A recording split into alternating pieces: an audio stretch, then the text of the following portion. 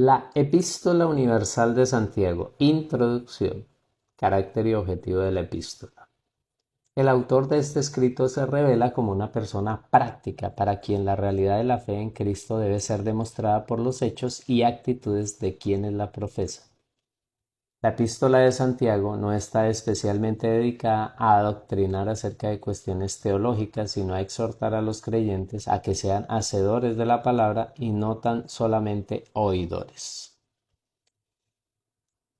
En consecuencia, la redacción se caracteriza por el énfasis que pone en los diversos aspectos sobre los que debe basarse la conducta cristiana y en los cuales va fijando sucesivamente la atención.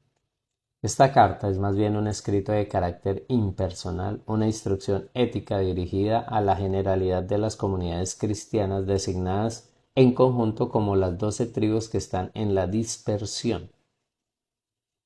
Título tomado de la historia judía y con el cual se significa de forma figurada al nuevo Israel convocado en Cristo. Sorprende en Santiago el que solo en 2 ocasiones se menciona el nombre de Jesús y también el que nada se diga acerca de su vida, muerte y resurrección. Sin embargo, la fe del autor inspira todo el discurso y se hace manifiesta en las referencias al buen nombre que fue invocado sobre vosotros y la proximidad de la venida del Señor, expectativa fervorosa de la iglesia de los primeros tiempos. Un rasgo de la epístola es la intensidad con que en ella resuena la literatura sapiensal del Antiguo Testamento. El tema de la sabiduría en cuanto al don que procede de Dios ocupa un lugar preeminente en el pensamiento de Santiago. Para quien ser sabio no consiste en poseer grandes conocimientos científicos, humanísticos o teológicos, sino en conducirse con rectitud, en sabia mansedumbre, de acuerdo con la voluntad de Dios.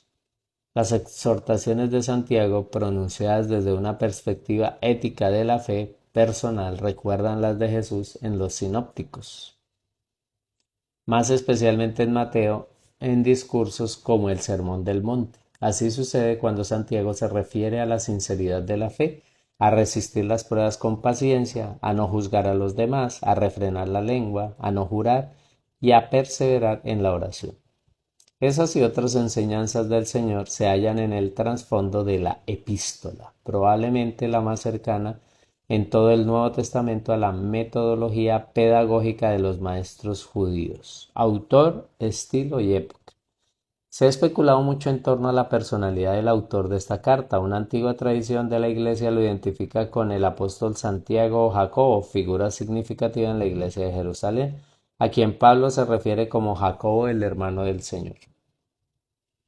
Hermano también del apóstol Judas. Véase introducción a la epístola de San Judas. Pero los datos históricos conocidos no son suficientes para establecer conclusiones definitivas al respecto. Lo que sabemos es que el redactor de la epístola de Santiago dominaba la lengua griega con inusual maestría.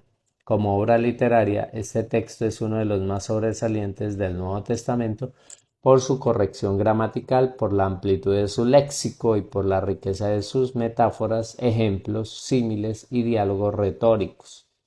La redacción, por otra parte, contiene huellas evidentes de una mentalidad semítica.